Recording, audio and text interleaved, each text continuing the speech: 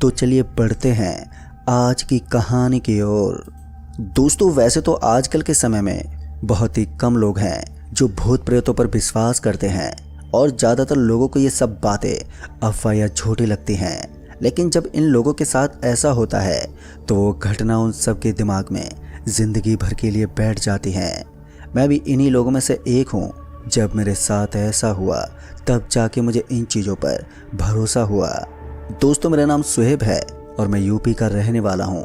ये बात उस वक्त की है जब मैंने अपना खुद का एक नया लोडर सामान डिलीवरी करने के लिए लिया था। मैंने उसी दिन से डिलीवरी करनी शुरू कर दी थी। ज़्यादातर मुझे डिलीवरी का सामान रात में मिलता था। फिर ऐसे ही एक दिन जब मुझे रात में डिलीवरी करने के लिए सामान मिला तो मुझे वो सामान काफ़ी दूर डिलीवर करना था, इसलिए मैं उसी वक्त सामान को लेकर निकल पड़ा। उस वक्त यहीं रात के 9 बज रहे थे, लेकिन मुझे क्या मालूम था कि आज की रात मेरी ज़िंदगी की सबसे डरावनी रात होगी। मैं अब काफ़ी दूर निकल आया था। मुझे लगभग सुबह तक सामान को डिलीवर करना था, इसलिए मैं लोडर को तेज़ भगाए जा रहा था। मैं जिस रास्ते पर था उस रास्ते पर मुझे बहुत ही कम गाड़ियाँ दिखाई दे रही थी। अभी मैं लोडर को आगे बढ़ा ही रहा था कि तभी थोड़ी दूरी पर मुझे एक लड़की नीली साड़ी पहने खड़ी हुई नजर आई। वो लड़की मुझे गाड़ी को रुकने का इशारा दे रही थी।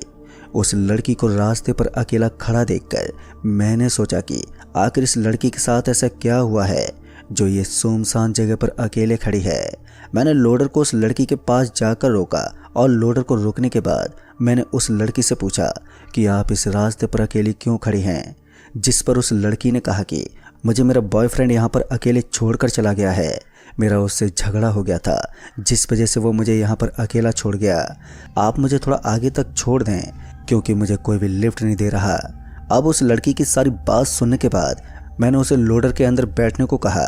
फिर वो लड़की लोडर के अंदर बैठ गई, पर उस लड़की का चेहरा बहुत ही मासूम था और साथ ही उस लड़की की खूबसूरती भी साफ साफ दिख रही थी।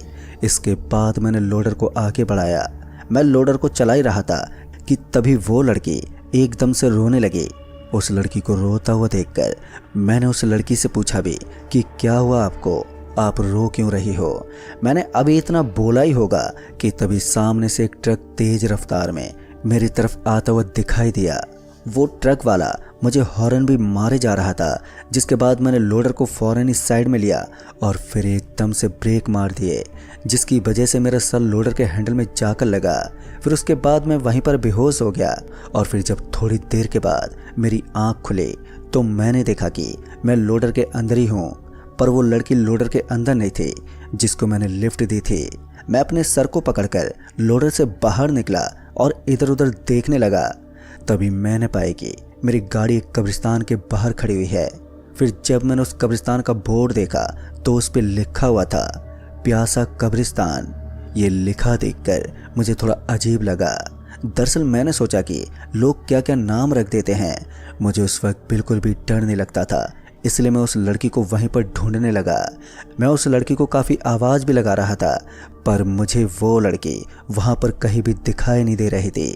फिर काफ़ी देर इधर उधर ढूंढने के बाद भी वो लड़की जब मुझे कहीं नहीं मिली तो मैं अपने लोडर के पास जाने लगा। और फिर जैसे ही मैं लोडर के करीब पहुँचा कि तभी मुझे पीछे से चिल्लाने की एक आवाज़ आई। उस आवाज़ को मैंने जैसे ही सुना तो मैं फ़ौरन ही पीछे पलटा और फिर जब मैंने देखा तो मैंने पाया कि 2 लड़के उस लड़की को पकड़कर कब्रिस्तान के अंदर लेकर जा रहे थे। उस लड़की को जैसे ही मैंने देखा तो मेरी समझ में नहीं आया कि आखिर ये लड़की उन लड़कों के पास कैसे पहुंची। अभी मैं उस लड़की की तरफ देख ही रहा था कि तभी वो लड़की मुझे मदद के लिए पुकारने लगी। उस लड़की के पुकारते ही मैं सीधा उस लड़की के पास जाने लगा। अभी मैंने अपना पहला कदम बढ़ाया ही होगा कि तभी पता नहीं किसी ने पीछे से मेरे सर पर कोई भारी चीज़ मारी, जिस वजह से मैं नीचे गिरकर बेहोश हो गया। और फिर जब मेरी आंखें खुली तो मैंने अपने आप को उस कब्रिस्तान के अंदर पाया। मेरा सर अभी काफ़ी भारी हो रखा था। मैं अपने सर को पकड़कर उठा और उस कब्रिस्तान के चारों तरफ देखने लगा। मुझे उस कब्रिस्तान में अभी भी कोई भी नज़र नहीं आ रहा था। मैंने उस लड़की को आवाज़ भी लगाई, मगर वो लड़की मुझे वहाँ पर कहीं भी दिखाई नहीं दी। और जब वो लड़की मुझे कहीं भी दिखाई नहीं दी तो मैं वहाँ से बाहर की तरफ जाने लगा। मैं अभी बाहर ही जा रहा था कि तभी अचानक से किसी ने मेरे कंधे पर अपना हाथ रखा। अपने कंधे पर किसी का हाथ रखते ही जब मैंने पीछे मुड़कर देखा तो मैंने पाया कि मेरे पीछे वही 2 लड़के खड़े थे जो उस लड़की को इस कब्रिस्तान के अंदर लेकर जा रहे थे। उन लोगों को सामने देखते ही मैंने उनसे कहा कि अरे भाई, वो लड़की कहाँ पर है? पर जब वो लोग मुझे पकड़कर लेकर जाने लगे तो उस वक्त मेरे कुछ भी समझ में नहीं आ रहा था कि ये लोग मुझे कहाँ पर लेकर जा रहे हैं। मैंने उनसे पूछा भी, मगर मेरे कहने पर भी उन लोगों ने मुझे कुछ नहीं बताया और इसी के चलते वो लोग मुझे एक कब्र के पास ले गए और फिर मेरे हाथ पैरों को पकड़कर मुझे वहीं की एक कब्र के अंदर डाल दिया और साथ ही वो कब्र बंद कर दी। उस वक्त मैं बहुत ही चीखता चिल्लाता रहा कि मुझे छोड़ दो, मगर जब तक उन लोगों ने मुझे उस कब्र के अंदर नहीं डाला तब तक उन्हें शांति नहीं मिली। फिर वो लोग मुझे कब्र के अंदर बंद करने के बाद वहाँ से चले गए। उस कब्र के अंदर मेरा दम घुटने लगा था। मैंने उस कब्र को अंदर से खोलने की बहुत ही कोशिश की, लेकिन फिर भी वो कब्र मुझसे नहीं खुली। मैं कब्र से ही काफ़ी आवाज़ लगा रहा था ताकि वो लोग मुझे बाहर निकाल दे, लेकिन ये सोचने का मेरा कोई फ़ायदा नहीं था, क्योंकि अगर उन्हें मुझे निकालना ही होता तो वो मुझे इस कब्र में बंदी क्यों करते। मैं अभी यही सोच रहा था कि तभी अचानक से वो कब्र खुल गई। उस कब्र को खुलता देख मेरी जान में जान आई और उसके बाद मैं सीधा उस कब्र से बाहर निकलकर तेजी से भागने लगा। मैं अभी उस कब्र के दरवाजे पर पहुंचने ही वाला था कि तभी मेरे सामने वही लड़की और उसके साथ में 2 लड़के मेरे सामने आकर खड़े हो गए। उन लोगों को सामने देखकर मैं बहुत ही घबरा गया, मगर ताज्जुब की बात तो ये थी कि वो लड़की इन लड़कों से मिली हुई थी। मुझे कहीं ना कहीं ये लगने लगा था कि कहीं ये लड़की जानबूझकर मुझे यहाँ पर लेकर तो नहीं आई है। अभी मेरे मन में यही सब सवाल चल रहे थे, लेकिन फिर अचानक से उन लोगों के चेहरे अपने आप बदलने लगे और साथ ही उन लोगों का शरीर भी। वो लोग अब बहुत ही भयानक बन चुके थे। उन लोगों को ऐसी हालत में देखकर मुझे बिल्कुल भी विश्वास नहीं हो रहा था कि ये लोग भूत हैं। फिर इसी के चलते उस लड़की ने मुझे गर्दन से पकड़कर ऊपर उठा दिया, जिसकी वजह से मेरी सांसें उखड़ने लगी। उस वक्त मेरे गले से बिल्कुल भी आवाज़ नहीं निकल रही थी, लेकिन फिर उसके बाद उस लड़की ने मुझे नीचे उतार दिया। नीचे उतारते ही मेरी जान में जान आई। मेरा गला बहुत ही दर्द करने लगा था। तभी मैंने डरते हुए उन लोगों से कहा कि तुम लोग क्या चाहते हो? तुम लोग मुझे यहाँ पर क्यों लेकर आए हो? मैंने तुम्हारा क्या बिगाड़ा है? मैंने उन लोगों से इतना कहा ही होगा कि उन लोगों ने मुझसे भारी आवाज़ में कहा कि अगर तुझे अपनी जान प्यारी है और तू नहीं चाहता कि तू हमारी तरह बन जाए तो तुझे हमारा एक काम करना होगा। अगर तूने एक काम कर दिया तो तू बच जाएगा, नहीं तो तेरी भी मौत हो जाएगी। दोस्तों, उन लोगों की ये बात सुनकर मेरे अंदर डर और भी ज़्यादा बढ़ते जा रहा था। मुझे कुछ भी समझ में नहीं आ रहा था कि मैं करूं तो करूं क्या। एक तो मैं यहाँ इतनी बुरी तरह से फंस गया हूँ कि मुझे अपनी जान बचाने का एक ही चारा है।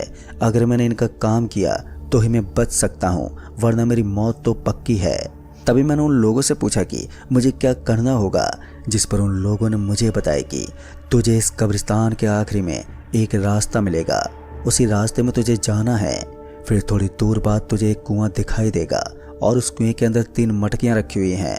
उन मटकियों को तुझे वहाँ से बाहर निकाल कर और आगे जाना है। वहीं तुझे एक गुफा दिखाई देगी। उस गुफा के अंदर तुझे एक आदमी मिलेगा। उसी आदमी को तुझे वो मटकियाँ देनी होंगी, जिसके बाद तेरी जान बच सकती है। उनकी ये बात सुनकर मुझे लगा कि ये काम तो मैं आसानी से कर दूंगा, मगर मैंने अभी इतना सोचा ही था कि तभी उन लोगों ने कहा कि ये काम इतना आसान नहीं है। 4 लोगों ने ये काम करने की कोशिश की थी, मगर शायद उनकी किस्मत खराब थी। उन सभी की मौत हो गई। उन लोगों के बाद तुम 5वें इंसान हो जो कि वो काम करोगे। उस कुएं के पास एक बहुत ही पहुंची हुई डैन रहती है। अगर तुम उस डैन से बचकर उस कुएं के पास पहुंच गए तो तुम बच जाओगे, लेकिन वो डैन तुम्हारे साथ छल भी कर सकती है। इतना बोलकर उन लोगों ने मुझे कब्रिस्तान के आखिरी में पहुंचा दिया। उस रास्ते को देखकर मेरे अंदर डर की सीमा बढ़ती जा रही थी, क्योंकि वो रास्ता घनी झाड़ियों और पेड़ों से पूरा घिरा हुआ दिखाई पड़ रहा था। मेरी तो हिम्मत ही नहीं हो रही थी कि मैं उस रास्ते में जाऊं, मगर मैं कुछ कर भी नहीं सकता था। फिर इसके बाद मैं अपने डर को काबू करके उस रास्ते की ओर जाने लगा। उस रास्ते में मुझे चीखने और चिल्लाने की आवाज़ें सुनाई दे रही थी। जैसे जैसे मैं अपने पैरों को आगे बढ़ाते जा रहा था तो वैसे वैसे मेरे दिल की धड़कनें बढ़ती ही जा रही थी। फिर इसके बाद जब मैं उस कुएं के पास पहुंचा तब जाके मुझे थोड़ी राहत मिली। दरअसल उस कुएं के पास पहुंचते ही मुझे एक झोंपड़ी दिखाई दी। मैंने सोचा कि उन लोगों ने तो मुझे इस झोपड़ी के बारे में कुछ बताया ही नहीं, लेकिन फिर मैंने इन बातों को अनदेखा करके उस कुएं के पास जाने लगा। जब मैं उस कुएं के पास पहुंचा तो मैंने देखा कि उस कुएं के अंदर वो मटकियाँ तो मुझे दिखाई नहीं दे रही थी, पर उस कुएं के अंदर मुझे काला पानी ज़रूर दिखाई दे रहा था। अब मैं करूँ तो करूँ क्या? अभी मैं यही सोच रहा था कि तभी मुझे उस झोंपड़ी से किसी के बाहर आने की आहट आई। उस आहट को सुनते ही मैं उस कुएं के पीछे छुप गया कि कहीं वो मुझे देख ना ले। फिर जब मैंने वहाँ से छुपकर देखा तो मैंने पाया कि एक बूढ़ी औरत मुझे दिखाई दी। उस बूढ़ी औरत को देखते मैंने सोचा कि ये इतनी डरावनी जगह पर अकेली कैसे रहती है। यही सब सोचते सोचते मैं उसे देख रहा था कि तभी वो उस कुएं के पास आई और वो वहीं खड़ी होकर कुछ करने लगी। फिर थोड़ी देर के बाद वो कुएं से चली गई और उसके जाते जब मैंने उस कुएं में देखा तो मेरी आंखें फटी की फटी रह गई। दरअसल मैंने देखा कि अब उस कुएं के अंदर वही 3 मटकियां दिखाई दे रही थी।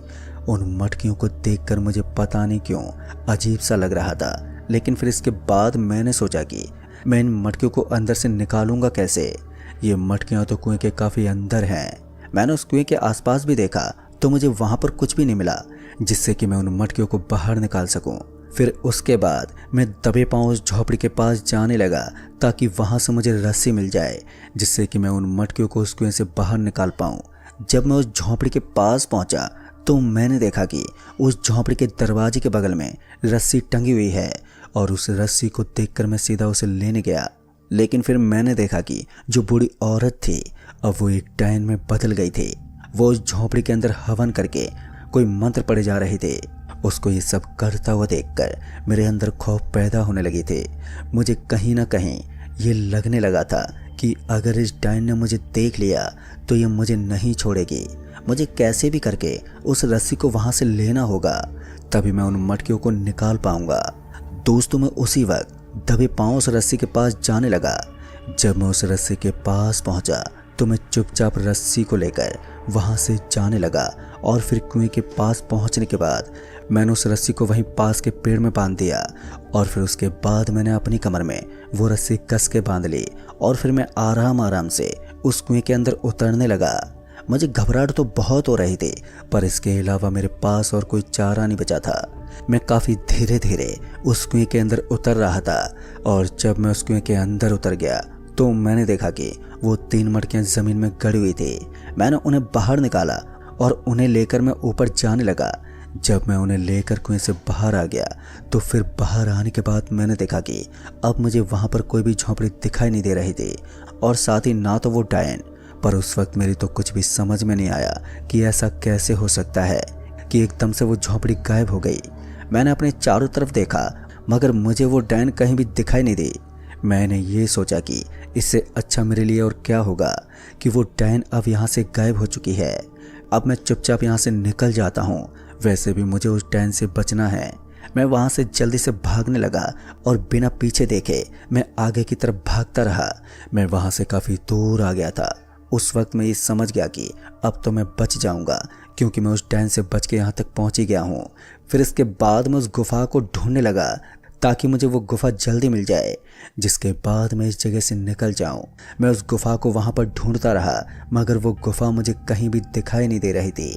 फिर इसके बाद मैं थक हार के वहीं पर एक पत्थर के पास बैठ गया क्योंकि मैं इतनी तेज भागते हुए जो आया था अब मेरी सांसें भी उखड़ने लगी थी। लेकिन फिर अचानक ही वो पत्थर एकदम से हिलने लगा और उस पत्थर को हिलता देखकर मैं उस पत्थर से दूर हट गया। जैसे मैं दूर हटा तो मैंने देखा कि वो पत्थर वहाँ से हट गया है और उसके हटते मैंने पाया कि मेरे सामने एक गुफा थी। उस गुफा को देखकर मुझे अब अपनी ज़िंदगी दिखाई दे रही थी। उस गुफा को देखते मैं फौरन ही उस गुफा के अंदर जाने लगा। जब मैं उस गुफा के पास पहुंचा तो वो गुफा मुझे बहुत ही डरावनी दिख रही थी। उस गुफा के अंदर जाने से पहले मेरे पैर कपकपाने लगे थे। फिर मैं अपनी हिम्मत को बढ़ाते हुए उस गुफा के अंदर गया।